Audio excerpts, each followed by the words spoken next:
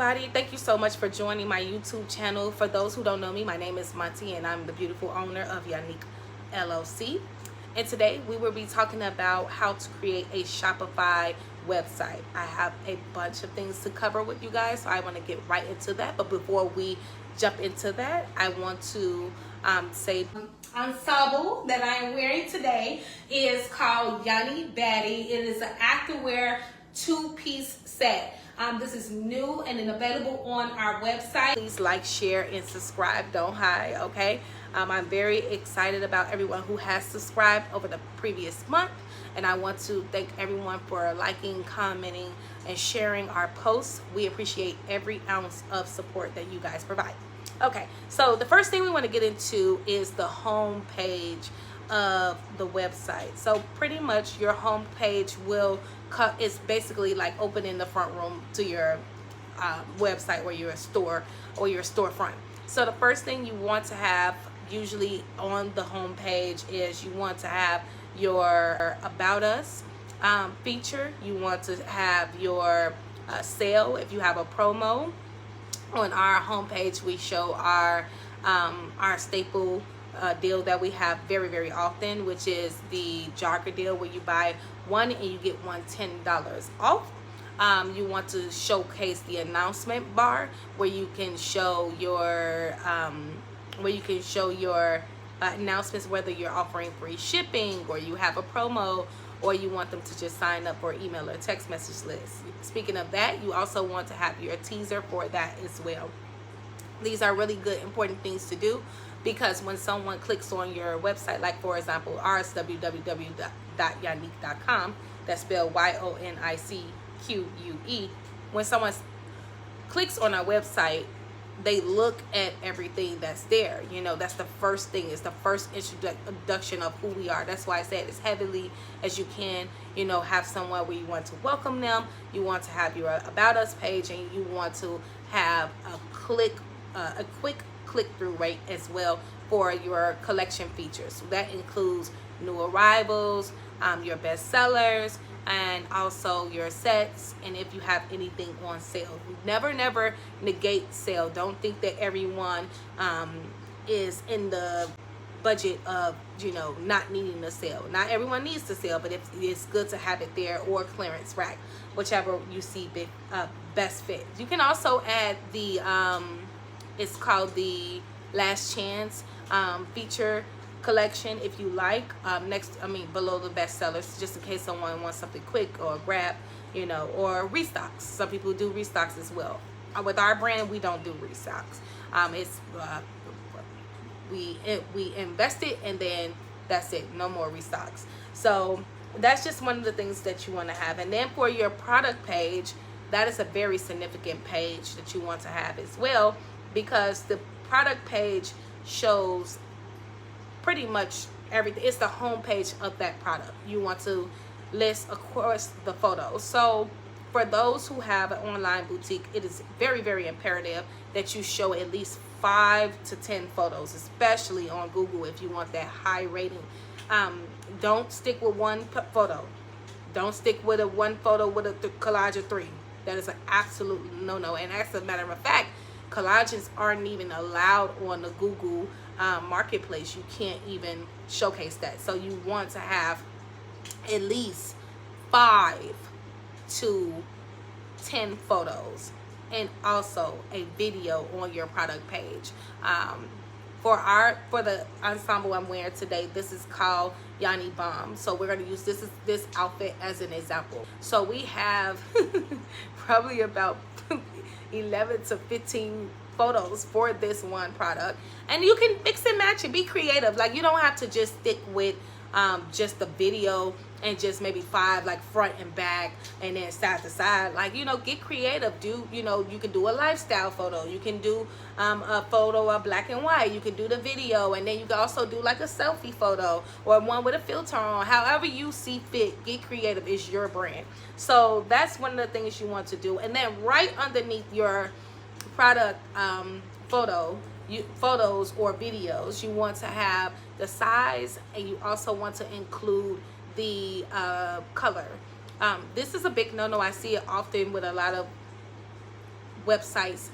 You don't want to take that portion off because you need that. You need the well, I'm going to say it like this. You need both the size and also the color. You can't just put it in the description like Yanni bad, Yanni body hyphen blue, or Yanni bomb hyphen black. You can't just do it that way and say, oh, well, the color is in the description. No, it has to spell out color, because these attributes are in Google and every search engine, and people, you'll need to add that in there so that you can have what you need for that. So that's really, really important to have. The next thing that you really want to have as well is you want to have the breadcrumbs. Breadcrumbs at the top usually goes right above the image, or you can put it below. You're able to alternate it however you see fit, but you want to have it at the very beginning, because sometimes people won't hit your homepage. They'll go to your product page, and if they go to your product page, immediately, if they click right into the product page, they're not able to go to the home. So the breadcrumb allows them to click the home icon, and they can go right to the home page if they just want to learn more. Because don't just assume just because someone's on your product page, or they click your link on Google, or they got the SEO, they found you in the SEO search, that all of a sudden, you're it. Like, no, they have to learn more about your brand. So you want to make sure every single page is polished. Right underneath the product pages, there is a section where you can do complimentary products or related products. I did a video called Search and Discovery, how to edit my You May Also Love or You May Also Like section. I did a video specifically about this topic, where you can go into Shopify and you can edit the section, and you can select the complimentary outfits that complement this one, or may go with this one, or however you see fit. So usually it's just a way of keeping your store organized. So for example, with this outfit, Yanni Bomb, more than likely we're going to have the other two outfits, Yanni Baddie. We're going to also have the Barbie outfits, which is the Barbie pink, and then we have the Barbie black. So we will have those outfits right under that, and then the Spin About You outfits, those are all, they have like 4 colors for that set as well. So that's blue, pink, black, and then also white. So you want to keep those organized. And just for example, if I wasn't wearing this one and I was wearing the Spin About You outfit, they have 4 different colors. So you want to keep everyone organized, and I prefer to keep everyone organized by what you have in stock. It's nothing more devastating than someone seeing something and they fall in love with the outfit, they fall in love with the video, they fall in love with the photos, they fall in love with the wording of the outfit, or the story of the outfit, and then you don't have the size. Like, I've been there, done that. That's just something you don't want to do. It's just bad, no. But you want to edit that section as well. And again, the About Us section, you want to be focused and make sure that you, of course, have a snippet of the About Us page on your homepage, and then you need to have a link that allows the customer to read more about you, because once again, they don't know you. So you really want to edit your About Us page. And with the About Us page, I like to use either of course I like to write about who we are and what we stand for, right? And then you also want to have an image professionally done, and then you will also like to have a video if you can. We usually link, we usually have our professional video, and then at the bottom we have a link to our YouTube page on our website. We have a link to all of our social media. So if you're not following, please follow us and like and share and subscribe there and become a part of our community.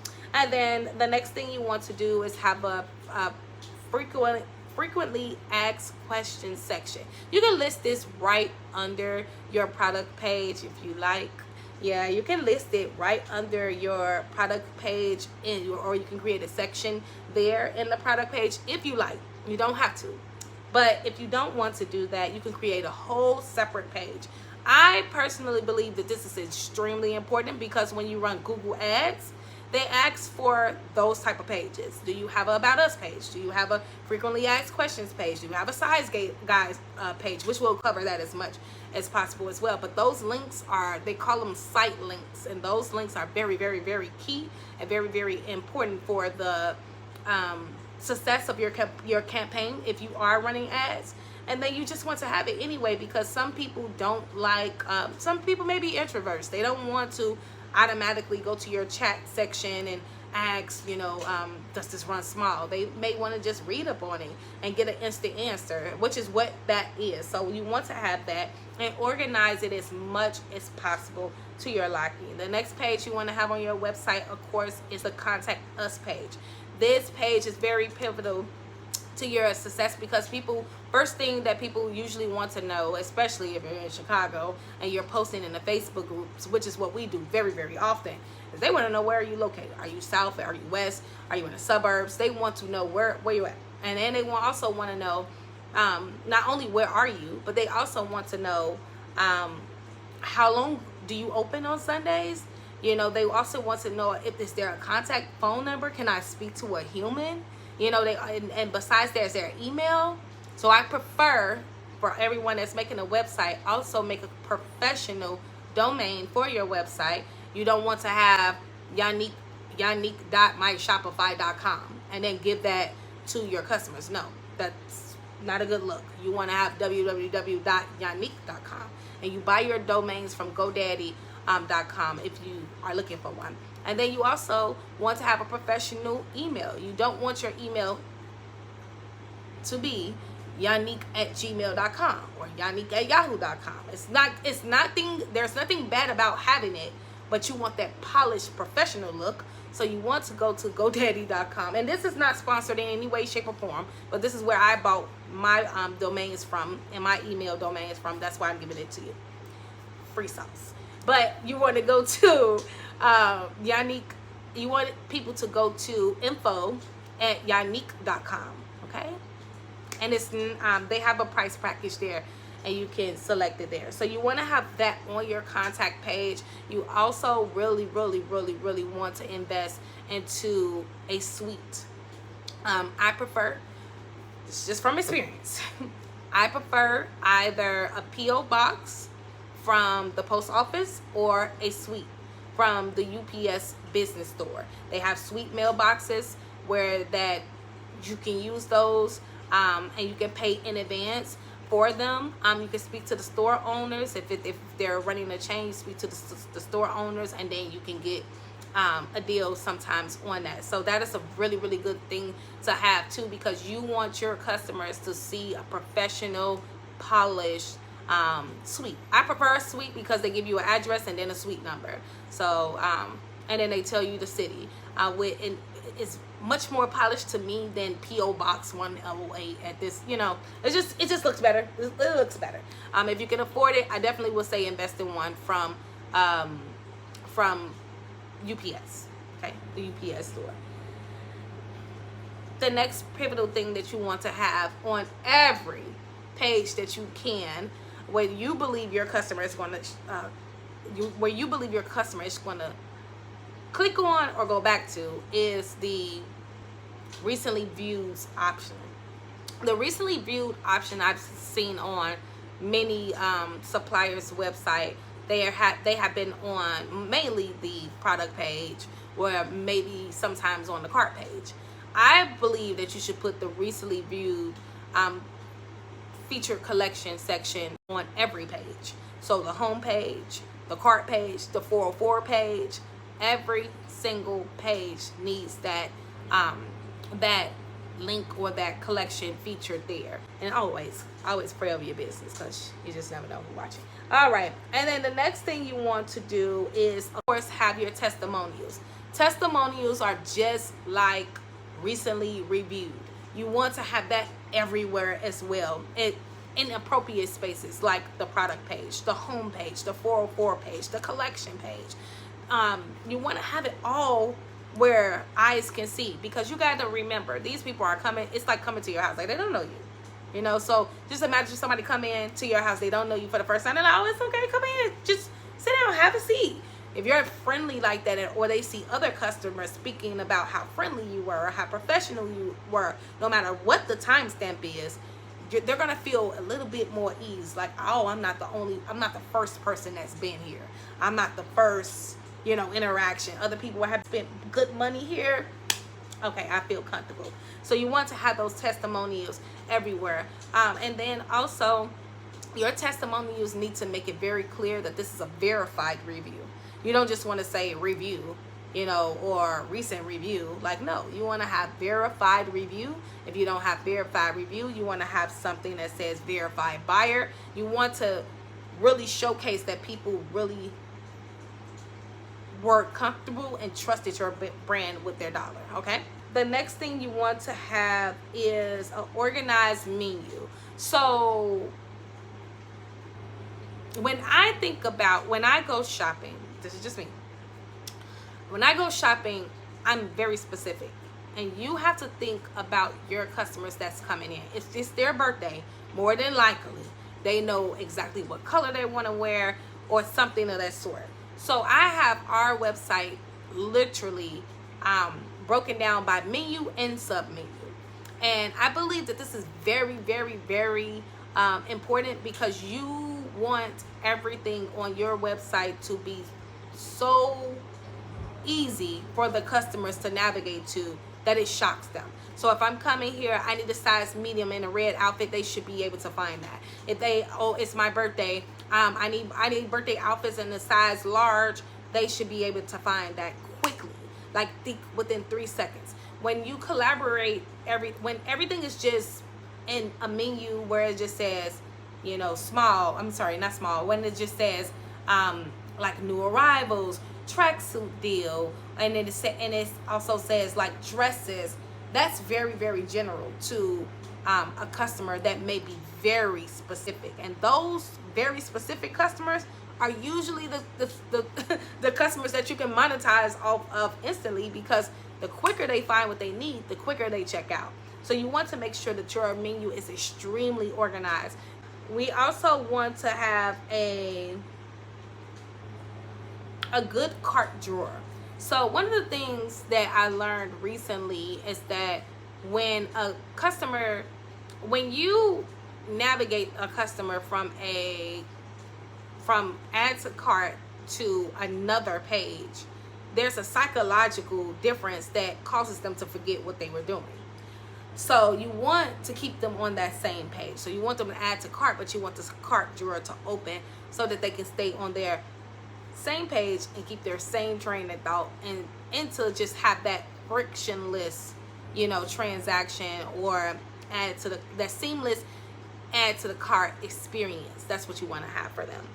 The next thing you want to do is have a really, really great footer. So most people go to the footer specifically to track their order, to add themselves to the email list, to check all policies. So you want to have I'm just going to name a few. So you want to have like your shipping policy, your return policy, your curbside pickup policy, your local delivery policy, anything of that sort, your terms and conditions, your privacy policy. All of those are so key and important to have in your footer, and that is where they belong, in the footer. You want to have that down there, because most customers, especially e-commerce customers, if they want to read the refund policy, they're going right to the footer to find it. So you want to have it there, and then of course on the checkout page.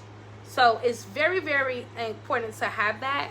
One of the things too that you want to remember is, when you're building your website, use your color scheme, use your color pattern, use the colors that really, really help you. One of the things that is another law that they just came up with is not using bright button colors. So before they made this law, okay, I'm gonna list the law in the in the comments, but before they made this law, there was my color for my buttons had always been hot pink. Always had the color code hot pink. And then I received a message from Klaviyo, I believe, and they were like, people who have like eye sensitivity, you can't have your colors, the color of your button that bright, or you can still have the same color pattern, but it has to be a darker color. And the darker pinks was just not cute to me, so I changed it to black and white. That's why you see black and white buttons consistent throughout everything, because nobody got time to be getting sued from nothing, especially over a button. And you want to make sure that you have a frictionless checkout experience as well. Always test your own checkout before you go live. Test it. Have your friend test it. Have your mom test it. Have everybody test it. Give them a coupon code, and that coupon code, have them to pick it up or something of that sort. Have them pick it up, tell them to add the coupon code, and then you'll get the test order to your phone. They'll pay $0 or something of that sort. So you want to always test it, because that is very, very important for your success. You want them to, get real positive feedback or negative feedback. You want them to tell you, hey, was it easy? Was it ABC 1, 2, 3? Did it freeze? Was the website fast? You want to make sure you have that on there. You also want to really, really add your social proof as well.